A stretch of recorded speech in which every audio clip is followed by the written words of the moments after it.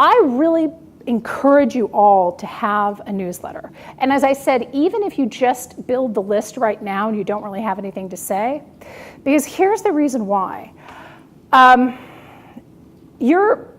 bandwidth on social media is really dwindling, right? I don't know if you've noticed, but Facebook has changed so much of what their algorithm is in terms of what you see in your newsfeed and what you don't see, right? That most of your fans are probably not sitting in front of their phones or their computers or whatever, scrolling through every single one of your updates.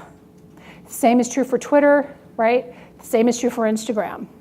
So you really have to have a way to one-on-one contact them. The other thing is it's sort of like crop sharing from years ago. If you're putting all of your eggs into a social media basket and you're hoping that that's really where all your fan love is coming from, and you sort of stay with that site.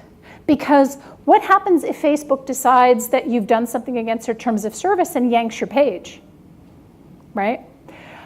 The same is true for Twitter. I've had people that have, whatever they've done on Twitter that has been against their terms of service has lost your account. So you really want to make sure that you're pulling people into your newsletter. Now, we've had our newsletter for as long as I've been in business. We have maybe about 30,000 people on the newsletter now. And what it is it's really just a permission-based way to get in front of your reader every month, once every 2 weeks. Some people do it once a week. I have some authors who are in the same genre who will do a collaborative newsletter. So they'll take turns, they share their lists if they have similar lists from, like if they're all doing paranormal romance or whatever. And they stay in touch with their readers that way. So I encourage you to build your newsletter list, start small. It is absolutely a direct link to your fans, okay? Now, images are kind of an interesting thing, and in this session, in this PowerPoint deck, I've got a whole bunch of places to get images and to do creative things with images, but the mind is not a word processor, we're an image processor.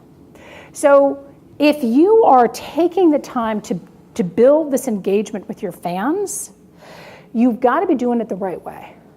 So images with every Facebook update, images with every blog post. You don't have to put images with every tweet that you send out if you're going to do that. But Pinterest has shown us, as has Instagram, how important images really are, okay? And you can get a lot of free images. In fact, I think Adobe Stock Photo, their images are $1 a piece or something. And I have a $10, actually they're less than that because I have a $10 a month subscription and all the images roll over, so if I don't get images for 2 months or something. But we use images in everything. I wouldn't send anything out or put anything up on our blog without an image, okay? And that's another thing too. How many of you have a blog? Okay. How many of you feel like really overwhelmed with your blog? Anybody? Yeah? Okay.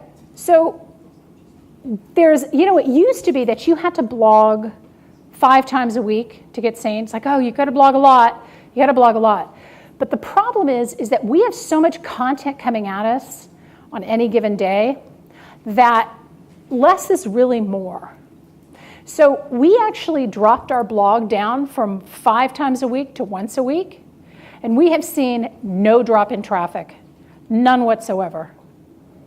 So instead of putting up 5 what I felt were so-so blog posts, we go to once a week. And they're not even that long.